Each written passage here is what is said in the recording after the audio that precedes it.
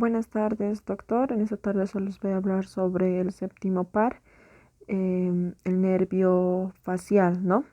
Y el nervio intermedio.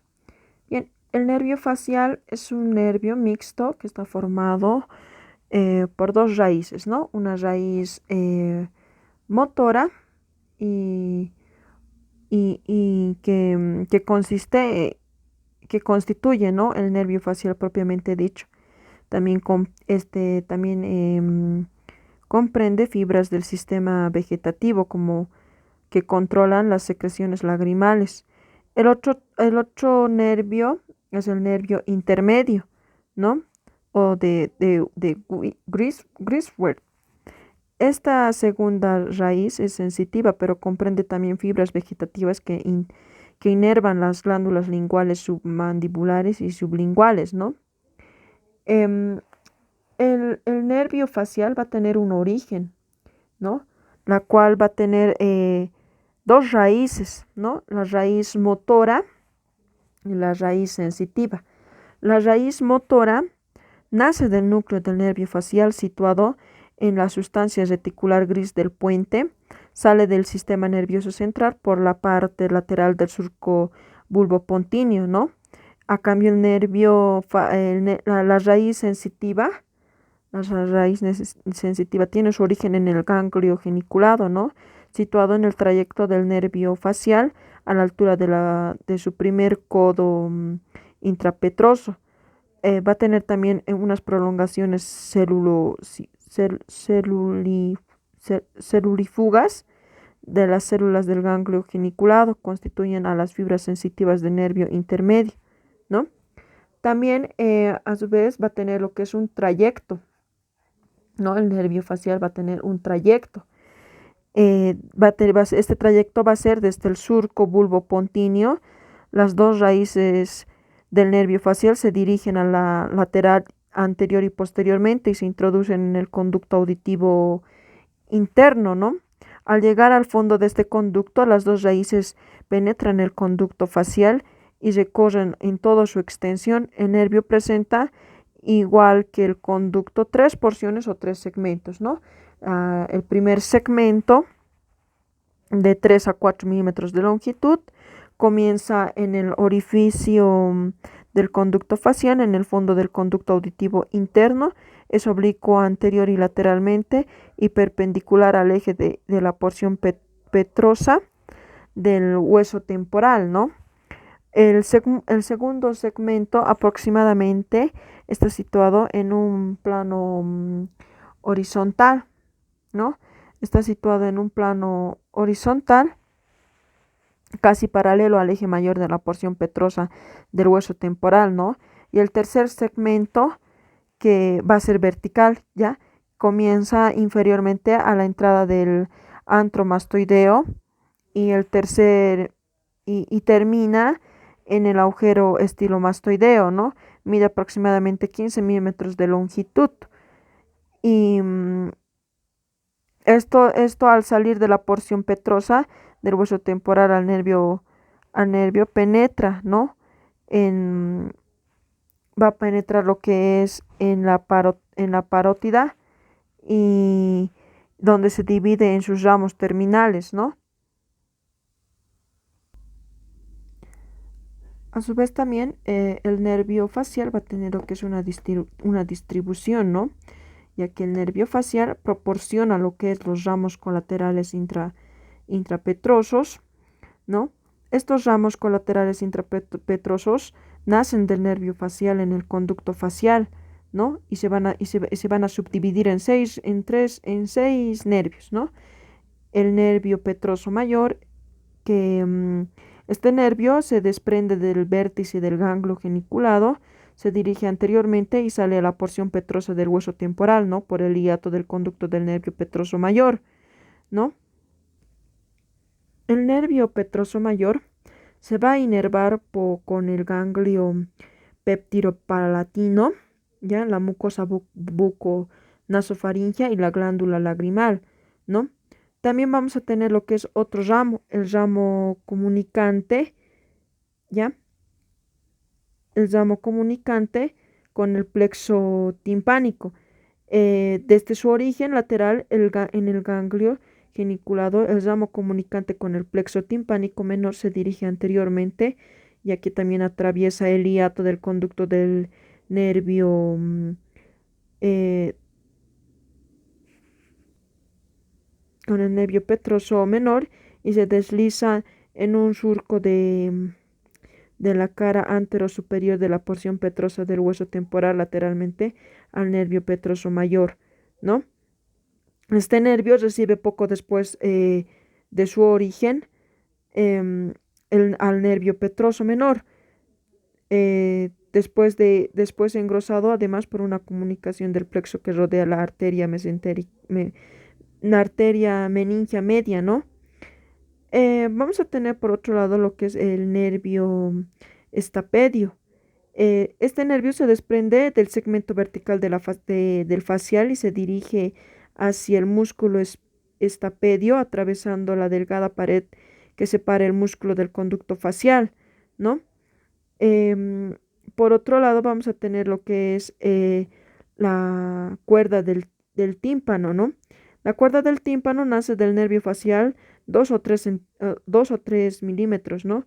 Superiormente al agujero estilomastoideo. Desde ese punto presenta su trayecto recurrente superior y lateral y un poco anterior y se introduce en un conducto óseo, el conductillo de la cuerda del tímpano, ¿no? Vamos a tener también lo que es el ramo sensitivo del conducto auditivo externo. Este filete nervioso se desprende del nervio facial a la altura o un poco inferiormente al agujero estilomastoideo, em, ya que también va a rodear el borde anterior de la apófisis mastoidea, inmediatamente inferior al conducto auditivo externo y penetra en la pared posterior de dicho conducto, ¿no? El cual inerva así como una porción de la membrana timpánica. Por último vamos a tener lo que es entre los ramos colaterales intrapetrosos, vamos a tener lo que es el ramo comunicante del nervio vago, ¿no?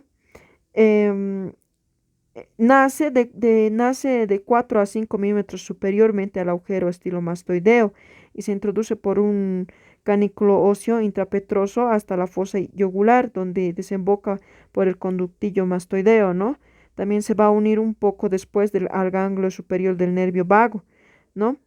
Em, Según algunos autores, este nervio eh, va a tener continuación con lo que es con el ramo del conducto auditivo externo y se formaría con el ramo auricular del nervio vago, ¿no?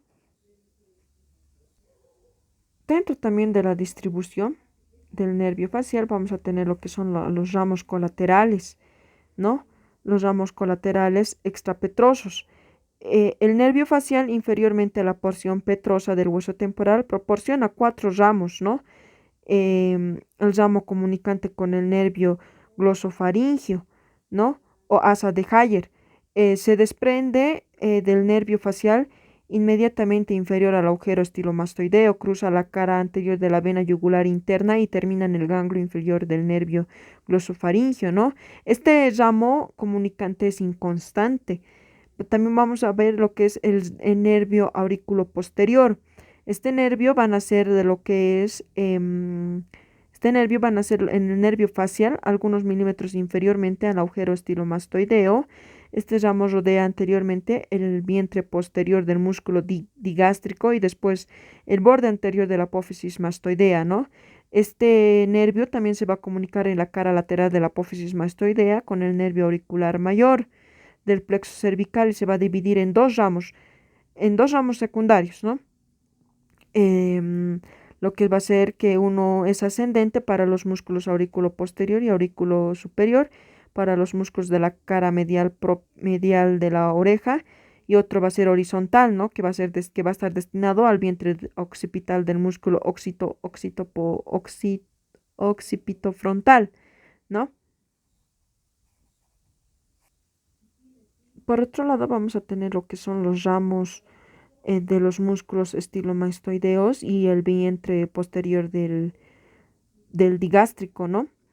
Nacen del nervio facial un poco inferiormente al precedente, bien por separado, más a menudo mediante un tronco común, ¿no? El ramo del músculo digástrico suele comunicarse con el nervio glosofaringeo. Esta comunicación sustituye lo que es al ramo comunicante con el nervio glosofaringeo, ¿no? Eh, por último, entre los ramos colaterales extrapetrosos, vamos a tener lo que es el ramo lingual, ¿no? El ramo lingual se observa raramente y parece suplir al ramo comunicante con el nervio glosofaringeo o la comunicación inconstante que une el ramo del músculo digástrico con el noveno par, ¿no? Este ramo se desprende del facial en las proximidades del origen de los ramos procedentes. Se dirige inferior y anteriormente a lo largo del músculo estilogloso y termina cerca de la base de la lengua, ¿no? Donde se va a comunicar con el nervio glosofaringeo. De esta comunicación nacen los filetes para la mucosa de la base de la lengua, así como para los músculos palatogloso y estilogloso, ¿no? Por último, entre la distribución del nervio facial, vamos a tener lo que son los ramos terminales, ¿no? Y el nervio facial se va a dividir en la cara lateral de la vena yugular externa y entre dos ramos terminales, ¿no? El ramo terminal temporofacial, ¿ya? Que este ramo se dirige anteriormente y se comunica con el nervio auriculotemporal, ¿no? Y se divide enseguidamente en numerosos ramos destinados a los músculos cutáneos del cráneo y de la cara, situados posteriormente al orificio bucal, ¿no? Los ramos terminales del ramo temporofacial discurren en principio entre los dos lóbulos de la parótida, ¿no? Em, También vamos a tener lo que son los ramos cérvico, cérvico-facial, ¿no? Por último. El ramo cérvico-facial discurre entre los dos lóbulos parótidos inferior, anterior y lateralmente, ¿no? Em, Se comunica con el nervio auricular mayor del plexo cervical y se divide en numerosos ramos en las proximidades del ángulo de la mandíbula, ¿no? Em, También, por lo general, es un poco superior y posteriormente a este, ¿no?